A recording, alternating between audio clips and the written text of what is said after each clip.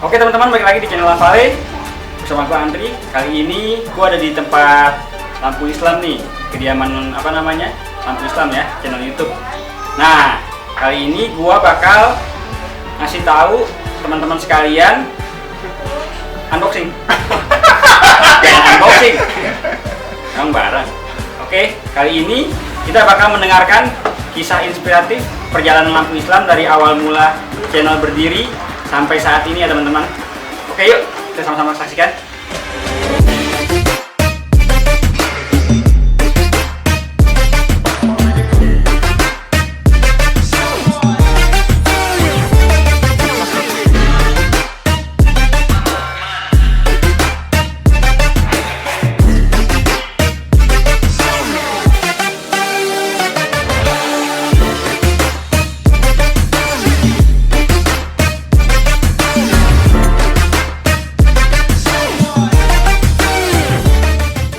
Assalamualaikum teman-teman semua, saya Aldi sebagai editor di channel YouTube Lampu Islam. Background saya adalah administrasi niaga.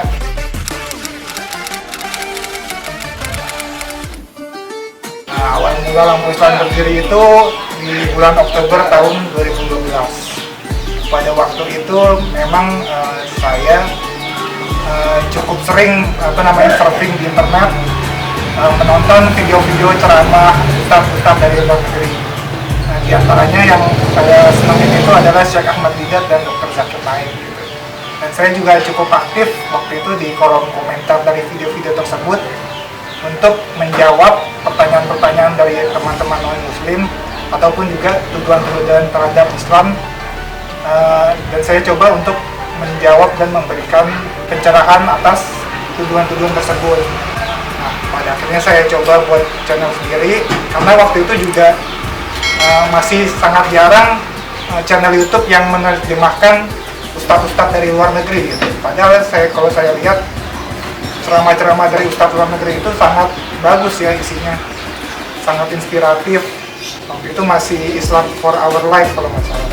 Nah, waktu itu akhirnya kenapa berubah nama jadi Lampu Islam, karena seiring berjalannya waktu saya merasa saya perlu nama yang unik dan gampang dihafal. Nah, akhirnya saya memutuskan pada awalnya saya coba Cahaya Islam gitu. Namun setelah saya googling dan saya cari-cari di internet, sudah banyak lembaga, organisasi, channel YouTube, blogspot, website yang memakai nama Cahaya Islam.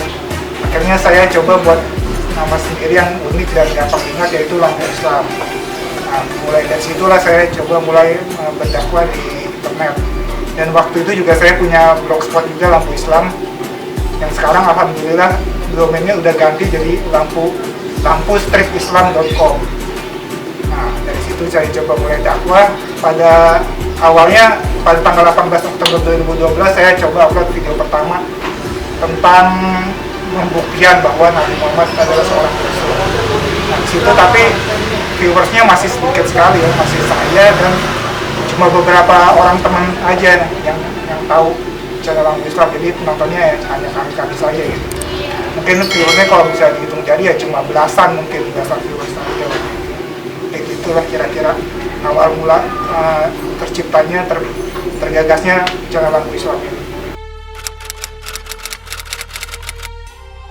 Untuk video yang pertama kali diupload itu yang tadi tentang pembuktian bahwa Nabi Muhammad adalah seorang Rasul. Waktu itu penceramahnya namanya Syekh Abdurrahim Green. Nah, Syekh Abdurrahim Green ini kalau teman-teman tahu cukup dekat juga dengan Dr. Zakir Naik ya, maksudnya.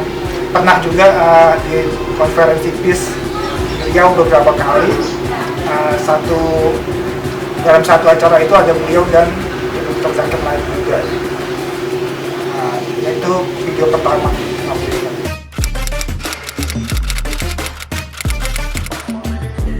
Sekarang alhamdulillah channel Lampu Islam udah punya sekitar 3,2 juta subscribers dan sudah 500 juta views lebih kayaknya ya.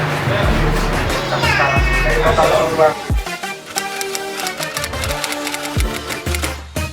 Wah, nggak kepikiran ya, karena pada awalnya saya cuma jalan ini sebagai hobi aja sih tadinya, karena saya kan memang senang dengan ceramah-ceramah luar negeri gitu ya. Lagi pembahasan naik, sudah tidak, bisa menganalisa dan sebagainya. Gak nyangka juga sih bisa sampai 3 juta subscriber. Alhamdulillah karena rahmat Allah.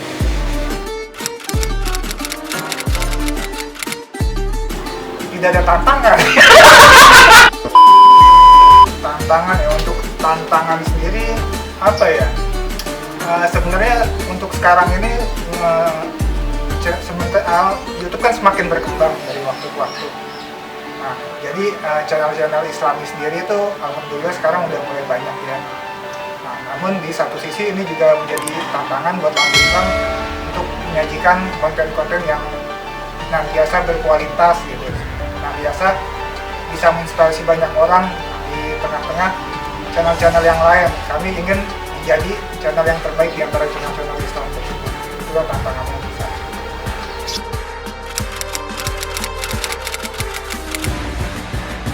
Wah, jelas nggak setuju sih dengan konten-konten prank itu, karena kan di Islam sendiri tidak dibolehkan ya kita memprank orang atau mengerjai sama muslim gitu. Nah, hal itu juga untuk muslim yang menjadi korbannya kan kasihan ya, ibaratnya mereka dirugikan gitu dari atau segala macam ya.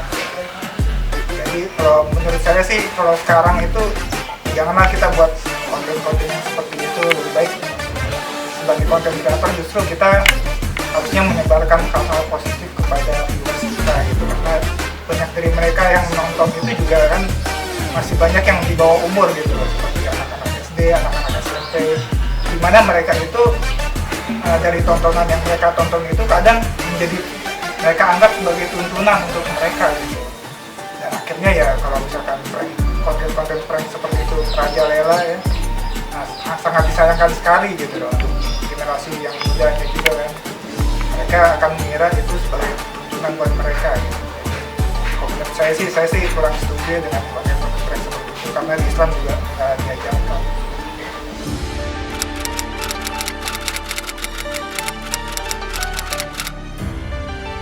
Setuju.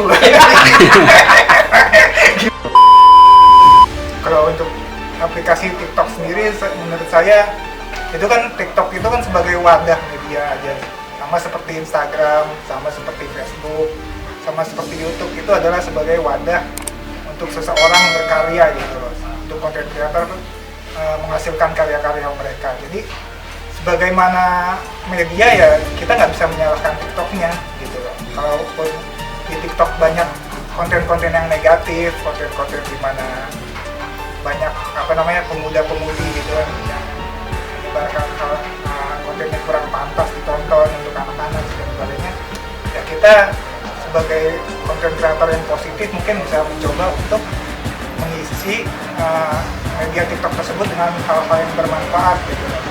Misalkan untuk akun dakwah, misalkan mereka bisa coba mengisi konten-konten dakwah mereka melalui media TikTok.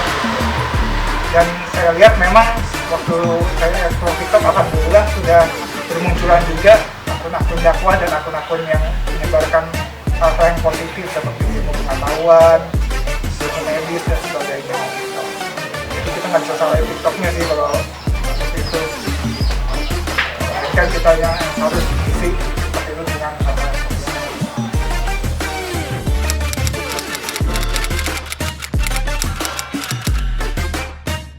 Cobalah kita buat konten-konten yang positif gitu, karena di media sekarang ini kan banyak sekali konten-konten yang negatif ya, konten-konten yang tidak pantas untuk ditonton anak-anak muda. Di YouTube juga begitu, di Instagram begitu. Karena itu nasihat saya mungkin bisa jadikan kita sebagai konten kreator juga punya tanggung jawab moral kepada orang-orang di sekeliling kita, kepada viewers kita. Maka dari itu kita harus membuat konten yang positif. Mungkin dua hal itu sih, dan juga yang ketiga mungkin kalau saya bisa kasih saran, kita juga harus mengembangkan inner skill kita, skill pribadi kita gitu. Jadi jangan cuma upload setiap hari konsisten itu bagus, namun kita juga bisa menambah dengan skill-skill yang kita miliki gitu. Kita pelajari bagaimana algoritma YouTube bekerja, bagaimana membuat thumbnail yang baik, gimana caranya membuat video yang inspiratif, editing yang bagus, membuat transisi yang bagus dan sebagainya. Itu kita mesti pelajari karena yang saya lihat YouTube itu dari tahun ke tahun semakin banyak konten kreator baru gitu kan. Jadi ibarat kata misalkan ada satu kolam tadinya terisi cuma 3 ikan, nah dari tahun ke tahun ikan itu berubah dari 3 ikan menjadi 5 ikan, jadi 10 ikan, 100 ikan, ribuan ikan. Nah kita gimana nih caranya bisa menonjol di antara ikan-ikan yang lain gitu. Gimana kita bisa memberikan konten yang lebih kepada para viewers agar mereka tertarik dengan konten kita dan mereka merasa konten kita itu bermanfaat.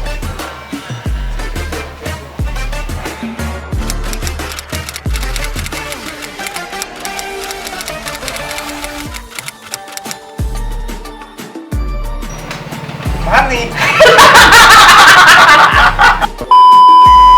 Untuk value hidup sendiri, menurut saya dalam hidup ini kita tuh mesti bisa mungkin bermanfaat bagi orang lain, karena itulah yang diajarkan oleh Nabi Muhammad SAW.